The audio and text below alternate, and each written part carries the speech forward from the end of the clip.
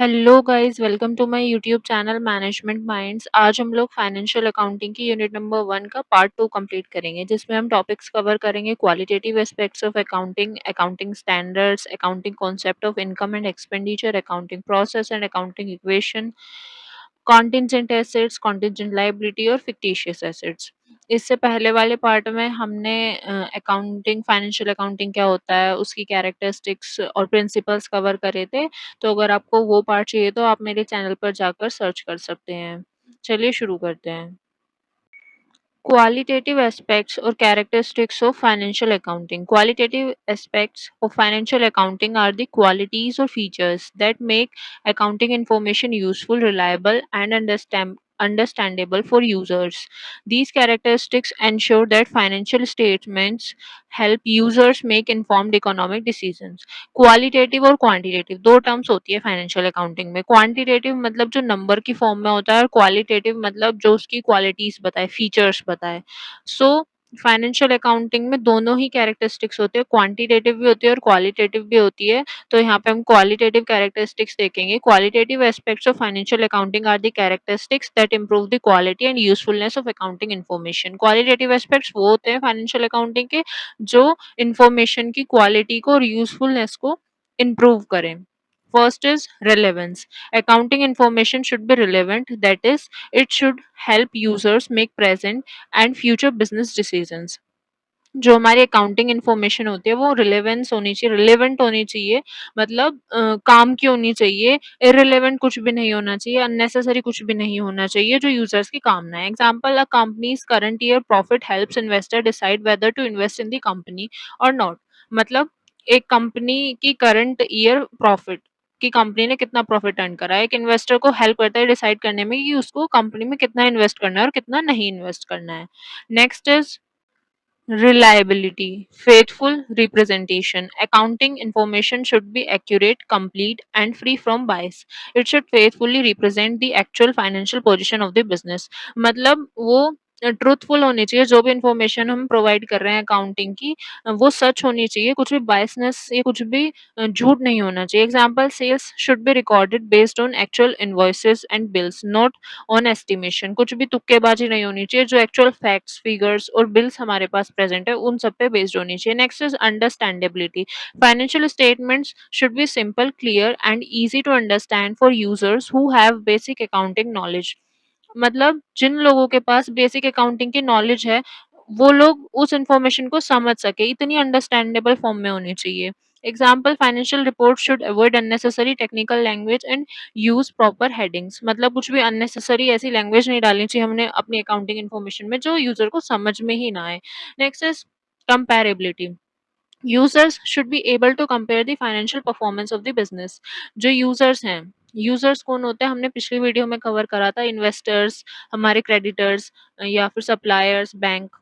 सो वो उस अपनी फाइनेंशियल इंफॉर्मेशन को कंपेयर कर सकें from one year to another. Intra firm comparison मतलब एक ही फर्म के अंदर जो हमारी एक साल की प्रॉफिट है और जो अगले साल की प्रॉफिट है उसको कंपेयर कर सके, हमारी फाइनेंशियल स्टेटमेंट को कंपेयर कर सके।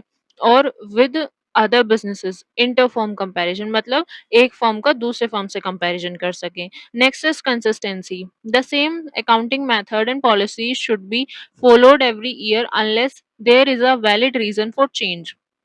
कंसिस्टेंसी रहनी चाहिए हमारे अकाउंटिंग मेथड्स में। जो मेथड्स हम एक साल में यूज कर रहे हैं, हर साल हमें वही मेथड्स यूज करने हैं अपनी अकाउंटिंग को मेंटेन करने के लिए। Timeliness. Accounting information should be available for to users at the right time. जिस टाइम पे यूजर्स को अकाउंटिंग इन्फॉर्मेशन की जरूरत हो, उस टाइम पे उनके पास वो चीज अवेलेबल होनी चाहिए, डिले नहीं होना चाहिए। So these are the qualitative characteristics of financial accounting. Next we will cover accounting standards. Accounting standards are a set of rules, principles, and guidelines that accountants follow while preparing and presenting financial statements. They ensure that financial statements are uniform, reliable, transparent, and comparable. Accounting standards कुछ set of rules होते हैं, कुछ principles होते हैं, कुछ guidelines होते हैं जो गाइड करते हैं अकाउंटेंट्स को कि कैसे उनको ट्रांसपेरेंट और कंपैरेबल हमारा अकाउंट्स को मेंटेन करना है, फाइनेंशियल स्टेटमेंट प्रिपेयर करना है। Accounting standards are written guidelines issued by accounting bodies to ensure consistency, and uniformity in the preparation of financial statement. हमारी कुछ अकाउंटिंग बॉडीज होती हैं जिनके थ्रू हमें गाइडलाइंस दी जाती हैं, अकाउंटिंग स्टैंडर्ड्स दिए जाते हैं, जिनको हम फॉलो करके अपने अकाउंट्स को मेंटेन करते हैं। So these are accounting standards versus IAS, IFRS, India के अंदर है एएस एंड इंडिया एएस। तो ये जो है हम कवर करेंगे आगे, ये मैंने आपको समझाने के लिए एक फ्लो चार्ट दिया था। ये एक टेबल है जो कि डिफरेंशिएट करती है आईएएस, आईएफआरएस, एएस और इंडियन एएस। ये इतना इंपॉर्टेंट नहीं है तो इसलिए मैंने डिफरेंशिएशन बता दिया क्योंकि आपको पता होना चाहिए। So IAS is international accounting standard, IFRS is international financial reporting standard, AS is accounting standard, Indian AS is Indian accounting standard. These are issued by the International Accounting Standard Committee, and IFRS is issued by the International Accounting Standard Board. ये ICAI notified by the government or ICAI and Ministry of Corporate Affairs. If we talk about the country, so IAS और IFRS international body हैं और AS और Indian AS is Indian. अब यहाँ पे 1973 से 2001 तक ग्लोबल लेवल पर आईएएस के कुछ स्टैंडर्ड्स थे, कुछ रूल थे अकाउंटिंग जो हम फॉलो करते आते थे ग्लोबल लेवल पर. फिर वो 2001 में हमारी आईएफआरएस आ गई, फिर उसको ग्लोबली कंपनीज फॉलो करने लगी. इंडिया के अंदर एएस बेसिकली बेसिकली ये वो फॉलो करती हैं एएस जो इसके अंदर नहीं आती है, मतलब जो कुछ रूल्स और रेगुलेशंस से हटके हैं. आईएफआरएस कन्वर्ज्ड इंडियन स्टैंडर्ड्स, ये Indian as, Indian accounting standard और आईएफआरएस ऑलमोस्ट सेम है. एप्लीकेबिलिटी की अगर हम बात करें तो आईएएस और आईएफआरएस ग्लोबल लेवल पे, इंटरनेशनल लेवल पर एप्लीकेबल है कंपनीज के अंदर, और एएस और इंडियन एएस बेसिकली इंडिया में. As is Indian companies not covered under Indian as. जो कंपनी इसके अंदर नहीं आती है वो इस रूल्स को फॉलो करती है अपने अकाउंट्स को मेंटेन करने के लिए. If we talk about the purpose, uniform global accounting मतलब ग्लोबली है तो ग्लोबल लेवल पर डील करते हैं. ये है IFRS global financial reporting, AS is uniform accounting in India, and Indian AS is global compatibility with Indian requirements. So ये इतना इम्पोर्टेंट नहीं था इसलिए मैंने आपको जस्ट एक टेबल के थ्रू समझा दिया है. अगर आपके एग्जाम में बाय चांस आ जाता है तो आप कवर कर लेना इसको भी और आप लिख देना. Next we will cover branches of accounting. Branches of accounting are the various divisions of accounting that perform different accounting functions according to the needs of an organization. First is financial accounting. Financial accounting is the branch of accounting that record, classify, summarize, and report the financial transaction of a business. It prepares financial statements for external users. Basically branches बहुत सारे divisions accounting के. Financial accounting जिसमें हमारा एक है, जिसमें हम अपने रिकॉर्ड्स को मेंटेन करते हैं, उनको क्लासिफाई करते हैं, समराइज करते हैं और एक फाइनल रिपोर्ट प्रिपेयर करते हैं जो हमारे यूजर्स के काम आती है. Second is cost accounting. Cost accounting is the branch of accounting that records, analyse and controls the cost of producing goods और सर्विसेज. कॉस्ट अकाउंटिंग नाम से ही समझ में आ रहा है जो हमारी कॉस्ट को फोकस करे, कॉस्ट के बारे में रिकॉर्ड करे, एनालाइज करे एंड उसको कैसे कंट्रोल करें वो बताएं. Next is management accounting. Management accounting provides financial and non financial information to manager for planning, controlling and decision making. Management accounting वो होती है जो कि फाइनेंशियल और नॉन फाइनेंशियल इंफॉर्मेशन दोनों ही दे मैनेजर को ताकि वो प्लानिंग कर सके, कंट्रोलिंग और डिसीजन ले सके. Next is tax accounting. Tax accounting deals with the calculation, payment and reporting of taxes according to tax law. ये बेसिकली टैक्स को रिकॉर्ड करने में, कैलकुलेट करने में, पेमेंट करने में उस चीज़ पर फोकस करते हैं. Next is auditing. Auditing is the branch that examines and verifies accounting records to ensure they are accurate and free from material errors और फ्रॉड. ऑडिटिंग वो ब्रांच है जो एग्जामिन करती है अकाउंटिंग रिकॉर्ड्स को कि वो बायसनेस के साथ ना किए गए हो या कोई फ्रॉड ना हो, कुछ एरर्स ना हो. Next is forensic accounting. Forensic accounting is the branch that combines accounting, auditing, and investigate skills to detect financial fraud and provide evidence in legal matter. ये वो ब्रांच है अकाउंटिंग की जो फाइनेंशियल फ्रॉड को detect करने में help करती है और ऐसे लीगल एविडेंस प्रोवाइड करने में हेल्प करती है. So these are the branches of accounting. हम फाइनेंशियल अकाउंटिंग पर फोकस करेंगे क्योंकि हमारे सिलेबस में वही है. Next we will cover accounting concept. अब ये इंपॉर्टेंट है, यहाँ से बहुत ही इंपॉर्टेंट चीज शुरू होती है. Accounting concept. इनकम और एक्सपेंडिचर हमारे 2 होते हैं। इनकम मतलब जो कि हमारी इनकम आ रही है, अर्निंग आ रही है, एक्सपेंडिचर जो हम खर्च कर रहे हैं। सो इनकम 2 तरीके की होती है, एक रेवेन्यू इनकम होती है, एक कैपिटल इनकम होती है और एक्सपेंडिचर भी 2 होते हैं, एक रेवेन्यू एक्सपेंडिचर होता है, एक कैपिटल एक्सपेंडिचर होता है। और इनके कुछ रिकॉग्निशन मेथड होते हैं, एक कैश बेसिस होता है और एक एक्रूअल बेसिस। तो इसको हम आगे डिटेल में डिस्कस करेंगे, इस पर आप ध्यान देके अच्छे से इसको समझना क्योंकि आगे आपको क्वेश्चंस करने में इससे ही हेल्प मिलेगी। Income. Income is the money or economic benefit earned by a business from its normal business activities or other sources during an accounting period. Income क्या होता है? कोई भी मनी, कोई भी इकोनॉमिक बेनिफिट जो हम अर्न कर रहे हैं अपने बिजनेस से, या तो normal day to day activities से या फिर किसी अदर सोर्स से। Example sales of good, service fees और commission received. These are the examples of income. If we talk about the types of income, दो तरीके के टाइप होते हैं इनकम के। पहला रिवेन्यू इनकम, दूसरा होता है capital income. Revenue income, income from normal business activities जो कि हमारे डे टू डे ऑपरेशन, जैसे हमने कोई प्रोडक्ट है, हमारा प्रोडक्ट मैन्युफैक्चरिंग का बिजनेस है, हमने वो प्रोडक्ट सेल करा, उससे हमें जो इनकम हुई वो हो गई हमारी नॉर्मल इनकम, वो रिवेन्यू इनकम के अंदर आ जाएगी। Capital income, income from sale of fixed assets और कैपिटल ट्रांजेक्शन। हमारी कोई मशीनरी हमारी फैक्ट्री के अंदर पुरानी हो गई थी और या फिर उस वो खराब हो गई थी, तो उसको हमने सेल आउट कर दिया, उससे हमें कुछ बेनिफिट हुआ, तो उसको बोलते हैं कैपिटल इनकम। नेचर की अगर हम बात करें तो revenue income is recurring in nature और capital income is non recurring in nature. Recurring का मतलब होता है रेगुलर बेसिस पे हमें कोई इनकम अर्न हो, और नॉन रिकरिंग का मतलब कि वो नॉन रेगुलर बेसिस पे हो, जैसे कि हम एसेट्स को सेल कर रहे हैं तो हम वो रेगुलरली तो करते नहीं हैं। और रिवेन्यू इनकम में अगर हम देखें तो सेल्स ऑफ गुड्स, हम अपने गुड्स को सेल आउट कर रहे हैं तो वो हमारा रेगुलर बेसिस पे इनकम है। Recorded in profit and loss account, revenue income हमारी प्रॉफिट और लॉस अकाउंट में रिकॉर्ड की जाती है। कैपिटल इनकम हमारी बैलेंस शीट के कैपिटल अकाउंट में रिकॉर्ड की जाती है। एग्जाम्पल एग्जाम्पल की अगर हम बात करें, रिवेन्यू इनकम के एग्जाम्पल है सेल्स कमीशन जो कि हमें ऑलमोस्ट रेगुलरली रिसीव होता है। And capital income profit on sale of machinery, हमने कोई मशीनरी सेल आउट करी उस पर हमें प्रॉफिट हो गया। Next we will cover recognition of income. Income is recognized recorded using two methods, कि हम कैसे रिकॉर्ड करते हैं इनकम को, cash basis of income recognition और accrual basis of income recognition. Cash basis of income recognition income is recorded only when cash is actually received regardless of when it is earned. Example, a business provides service worth rupees 20,000 in March but receive payment in April. Under cash basis income is recorded in April.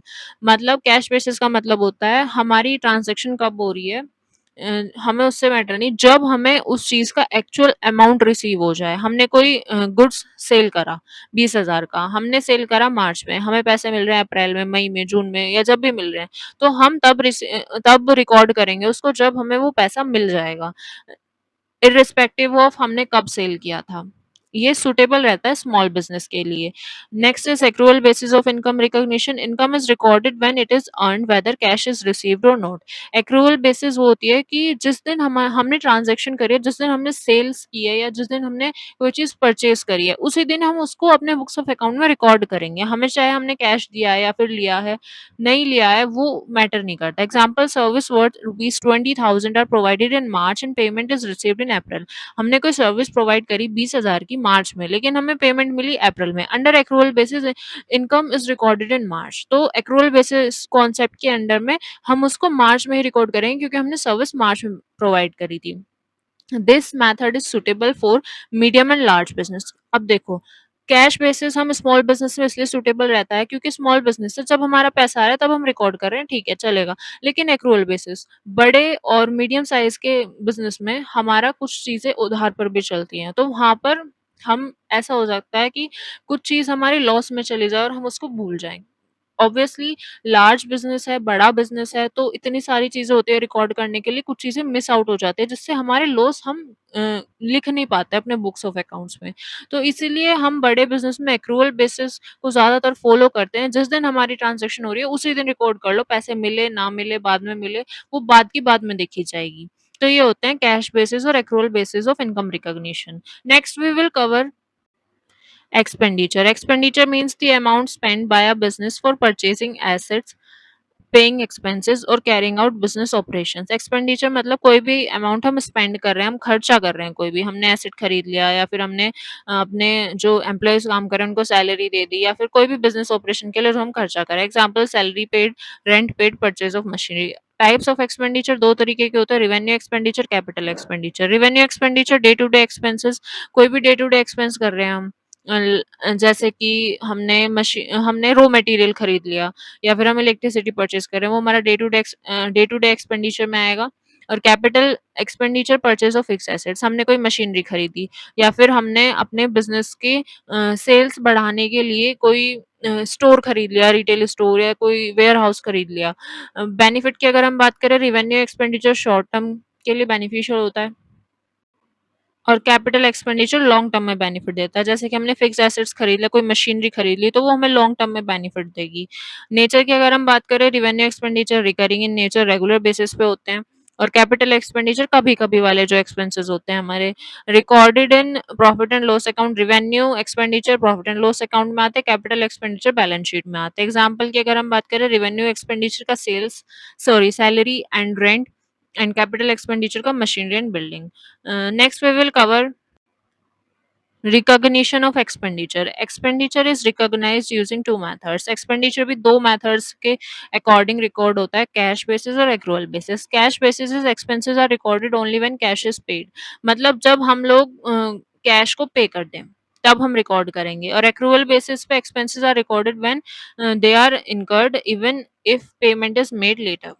सो ये वैसे ही है जैसे हमने income का पढ़ा, cash basis और accrual basis. Cash जब एक्चुअल में हम कैश रिसीव्ड या पे कर दें, और एक्रूअल बेसिस जब हम एक्चुअल में कैश को ना रिसीव करें या फिर ना पे आउट करें और हम जिस टाइम पे ट्रांजेक्शन करें उस टाइम पे।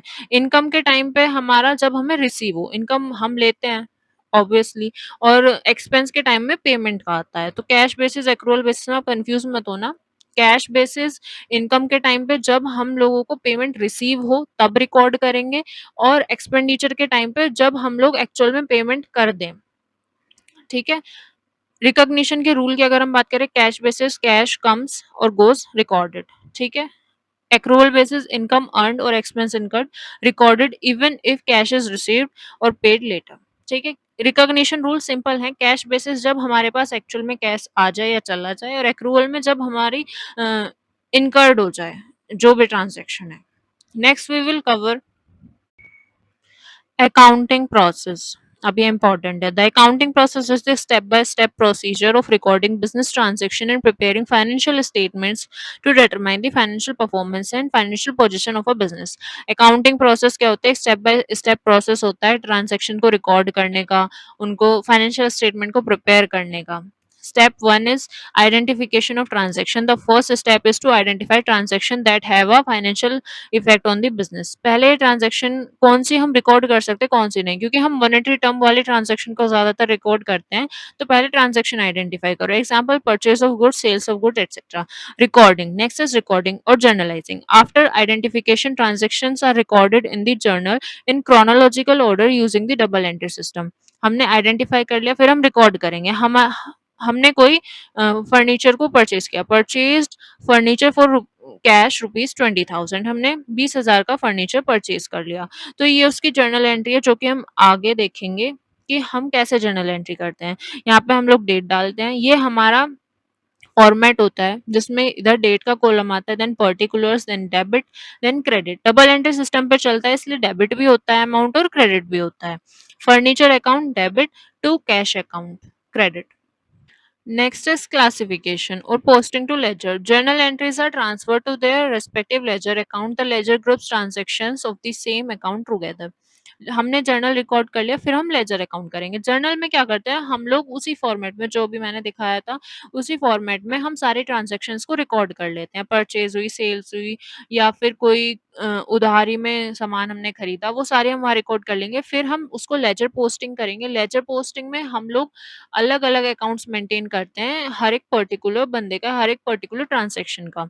Example, all cash transactions are posted to the cash account. जितनी भी हमने कैश में ट्रांजैक्शन करी वो सारी कैश अकाउंट में कर ली रिकॉर्ड लेजर में, और जितनी भी हमने बैंक से करी वो सारी बैंक अकाउंट में। हम आगे इसको पढ़ेंगे क्योंकि ये आपके सिलेबस में है सब कुछ, journal entries, ledger maintaining, preparation of trial balance.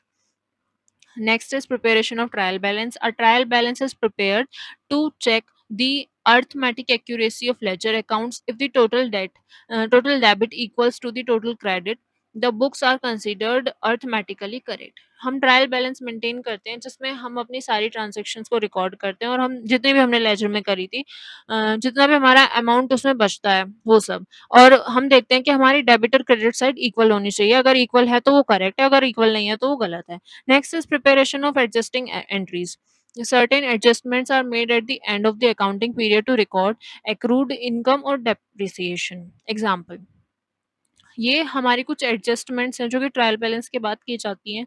कुछ हमारी एक्रूड इनकम है, कुछ डेप्रिसिएशन की, कुछ आउटस्टैंडिंग एक्सपेंसेस जो एक्सपेंसेस हमारे रह जाते हैं, तो उनसे कुछ रिलेटेड कुछ एडजस्टमेंट करते हैं। Next step is preparation of final account और financial statement. Financial statements are prepared to determine profit and financial position. फिर हम फाइनल अकाउंट बनाते हैं जिसमें हम अपना trading profit and loss account बनाते हैं और उसके अंदर हम लोग अपने सारे हमारा पहले ग्रॉस प्रॉफिट आता है, फिर नेट प्रॉफिट आता है, फिर हम उसको बैलेंस शीट में डालते हैं। तो इससे हमारी एक फाइनेंशियल स्टेटमेंट प्रिपेयर हो जाती है जिससे हमारा नेट प्रॉफिट आ जाता है। Next is analysis and interpretation.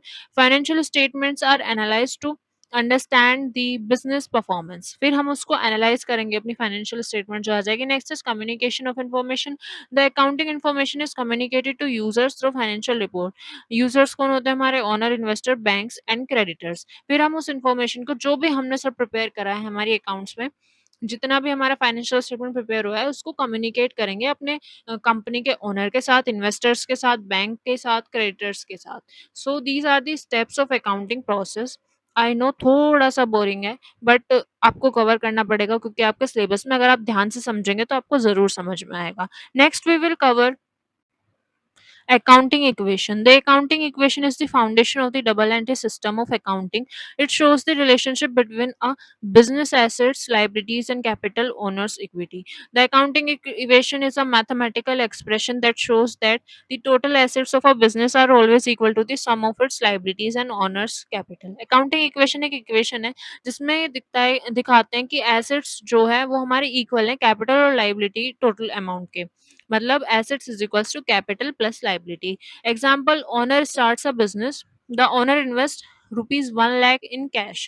तो इसकी अकाउंटिंग इक्वेशन क्या बनेगी? हमने एक ओनर है बिजनेस का, उसने हमारे बिजनेस में 1 लाख रुपए इन्वेस्ट करे, तो 1 लाख में वो क्या करेगा? एसेट ही तो खरीदेगा। इन्वेस्टमेंट क्या है? हमारी एसेट होती है, तो ये जाएगा इधर is equals to capital. Capital ही होती है इन्वेस्टमेंट, तो ये कैपिटल हो गया। लाइबिलिटी हमारे पास कुछ है नहीं, तो ये हो गया जीरो। तो हो गई ना equal, 1 lakh is equals to 1 lakh. ठीक है, इसको हम आगे और अच्छे से समझेंगे जब हम क्वेश्चंस करेंगे। अभी हमारा थियोरेटिकल पार्ट है तो इतना ही समझना जरूरी है।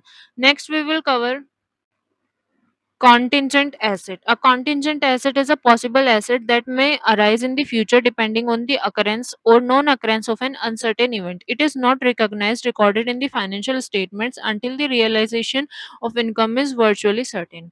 हमारे फ्यूचर में क्या होने वाला है हमको नहीं पता। फ्यूचर में कोई ऐसा इवेंट कि वो हो सकता है लेकिन हमें उसकी श्योरिटी नहीं है। मतलब कोई चीज़ हमारी फ्यूचर में एसेट की तरह हमारे पास आ सकती है लेकिन हमें श्योरिटी नहीं है। तो वो होते हैं कॉन्टिजेंट एसेट। एग्जाम्पल से समझते हैं, company files a law suit against another company and aspects compensation. मतलब हमारी कंपनी ने किसी दूसरी कंपनी के खिलाफ एक केस कर दिया किसी भी एसेट को लेकर के। फ्यूचर में क्या हो सकता है कि वो एसेट हमारे पास आ सकता है और वो हमें प्रॉफिट दे सकता है। तो वो क्या है? हमारा हमारे लिए कॉन्टिजेंट एसेट है, मतलब फ्यूचर में हमें उससे प्रॉफिट हो सकता है। ऐसे ही, लेकिन ज़रूरी नहीं है हम केस जीते ही और वो एसेट हमें ही मिले, तो वो कॉन्टिजेंट एसेट है। Example, an insurance claim that is likely to be received but has not yet been approved. हमें इंश्योरेंस, हमारे कंपनी में हमने फायर इंश्योरेंस करा रखा है अपनी कंपनी का और हमारी कंपनी में आग लग जाए, लेकिन कुछ सर्टेन्स पॉलिसीज के अंडर में अभी हमें इंश्योरेंस मिल नहीं पा रहा है, वो हमारा अप्रूव नहीं हुआ है। तो वो हमारे लिए कॉन्टिजेंट एसेट है, हमें इंश्योरेंस क्लेम हो भी सकता है और नहीं भी, हम इंश्योरेंस को क्लेम कर भी सकते हैं और नहीं भी, वो फ्यूचर में पता चलेगा। एक और एग्जांपल देखते हैं, टैक्स रिफंड अंडर डिस्प्यूट्स। कुछ डिस्प्यूट्स के चलते टैक्स रिफंड हो जाए या फिर कुछ हमारे कुछ सर्टेन वो होते हैं, कुछ डिडक्शंस होती हैं टैक्स के अंडर में, कुछ रिफंड्स होते हैं जो हमें मिलते हैं। एक और एग्जांपल देखते हैं, ABC limited files a case against XYZ limited for rupees 5 lakh. If the court's decision is still pending the amount is a contingent asset because the company may or may not receive it. वही जो मैंने अभी एक example दिया था आपको, कोई भी कंपनी है वो दूसरी कंपनी पे केस करती है और इन फ्यूचर उसको कोर्ट डिसीजन पे डिपेंड करता है कि 5 लाख रुपए मिल जाए, तो वो 5 लाख रुपए हमारे लिए कॉन्टिजेंट एसेट है। Next we will cover contingent liability. A contingent liability is a possible obligation that may arise depending on the outcome of a future uncertain event. It is not recorded as a liability unless the obligation becomes probably and can be measurable reliable. Example, a lawsuit filed against the company. अब same जैसे contingent asset था ऐसी contingent liability है। In future किसी company ने हमारे ऊपर case कर दिया तो वो हमारे जज के ऊपर डिपेंड करता है, हमारे कोर्ट के ऊपर डिपेंड करता है कि हमें फ्यूचर में उस केस के लिए कोई अमाउंट पे करना हो, तो वो हमारे लिए एक लायबिलिटी हो जाती है, जो कि फ्यूचर अनसर्टेनिटी पे डिपेंड करती है। A company has a pending court case of rupees 10 lakh. If the court has not yet given its decision, it is treated as a contingent liability. मतलब कोर्ट केस हो जाए या फिर कुछ और ऐसा अनसर्टेन इवेंट हो जाए कि हमारे लिए वो कॉन्टिजेंट लायबिलिटी है, हमें फ्यूचर में पे करना भी पड़ सकता है और नहीं भी। Next, we will cover fictitious asset. A fictitious asset is not a real asset, it is an expenditure or loss that has not yet been fully written off and is carried forward temporarily to be changed against the future profit. Example, preliminary expenses or discount on issue of shares. Fictitious asset ये कोई real asset नहीं होते हैं हमारे पास, ये कोई भी expenditure और loss हो सकते हैं जो कि ना तो अभी तक fully written off मतलब fully खत्म हुए हैं और ना ही उसको हम आगे कैरी फॉरवर्ड करें टेम्परली। fictitious asset के अगर एग्जांपल देखें तो preliminary expenses और discount on issue of share. A company spent rupees 50,000 on incorporate expenses instead of charging the entire amount in 1 year. As per traditional treatment, it may write off a portion each year. The unamortized balance is referred to as a fictitious asset in older accounting text. पहले तो preliminary expense समझो। Preliminary expense वो होते हैं जो हमारे business के start होने से पहले हमें जो भी एक्सपेंस होते हैं। जैसे कि हमने एक बिज़नेस स्टार्ट करना है, तो उससे पहले हमें जो भी एक्सपेंस हुए, हमने शेयर इश्यू करे उसमें हमारा कोई एक्सपेंस आया या फिर हमने कुछ फैक्ट्री के अंदर कुछ खरीदा तो उसमें हमारा एक्सपेंस आया। तो वो जो एक्सपेंसेस होते हैं वो फ़िक्टिशियस एसेट के अंदर में आते हैं। ये हमारे रियल एसेट नहीं होते हैं। ये एक तरीके से कैरी फॉरवर्ड नेचर के होते हैं। जब तक वो खत्म नहीं हो जाते हैं हम उनको बुक्स ऑफ अकाउंट में कैरी फॉरवर्ड करते रहते हैं अगले साल अगले साल अगले साल ऐसे करके। सो ये these are not the real assets. इनकी कोई फिजिकल एग्जिस्टेंस नहीं होती है। They are not the real assets because they do not have any physical existence और फ्यूचर इकोनॉमिक वैल्यू, क्योंकि हम इनको कैरी फॉरवर्ड करते रहते हैं। Now real assets they are actually assets owned by a business that have physical existence or economic value and provide future economic benefits. These assets can be used in business operations or sold to generate income. वो assets जो कि जिनकी real में कोई physical existence है, economic value, example building, land, machinery, etc. fictitious assets की कोई भी physical existence नहीं होती है, कोई भी economic value नहीं होती है and वो carry forward किए जाते हैं। लेकिन real assets को हम अगर सेल आउट करें तो उनसे हमें इनकम होती है और उनकी फिजिकल एग्जिस्टेंस भी होती है और इकोनॉमिक वैल्यू भी होती है। So thank you so much. आप लोगों की फाइनेंशियल अकाउंटिंग की यूनिट नंबर 1 यहीं पर ही कंप्लीट होती है। अगर आपको वीडियो पसंद आई है तो वीडियो को लाइक करें, चैनल को सब्सक्राइब करें, अपने दोस्तों के साथ शेयर करें। अगर आपको ये नोट्स की पीडीएफ चाहिए तो आप मेरे टेलीग्राम चैनल को जॉइन कर सकते हैं। मैं लिंक डिस्क्रिप्शन में डाल दूँगी। आई नो ये वाली थ्योरी जो थी वो थोड़ी-सी बोरिंग थी, क्योंकि फाइनेंशियल अकाउंटिंग में थ्योरी बोरिंग ही होती है। ज़्यादातर प्रैक्टिकल क्वेश्चन्स ही अच्छे लगते हैं और वो ही आपके एग्ज़ाम में ज़्यादा आते हैं। वैसे तो 50-50 का वेटेज होता है सीसीएस में। आगे मैं आपको इम्पोर्टेंट क्वेश्चन भी बताऊँगी, तो आप मेरे चैनल को सब्सक्राइब ज़रूर कर लेना और नेक्स्ट यूनिट हम बहुत जल्द लेकर के आएँगे। Thank you.